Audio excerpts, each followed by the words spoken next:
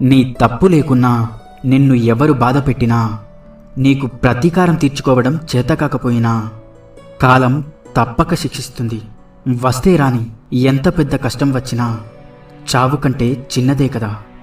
వచ్చేవి పోయేవి మూడు: పేదరికం, వ్యాధి, డబ్బు. వచ్చినా పోనివి మూడు: కీర్తి, జ్ఞానం, విద్య. పోతే రానివి మూడు: కాలం, యవ్వనం, పరువు. వెంట వచ్చేవి మూడు: పాపం, పుణ్యం, అలాగే నీడ. గెలవాలంటే కష్టాలను ఓర్చుకోవాలి, బ్రతకాలి అంటే ఇష్టాలను మార్చుకోవాలి. నిన్ను ఇష్టపడే వాళ్ళు నువ్వు ఎలా ఉన్నా సరే సర్దుకుపోతారు. నువ్వంటే ఇష్టం లేని వాళ్ళు నువ్వు ఎంత సర్దుకుపోయినా సరే దూరమవుతూనే ఉంటారు.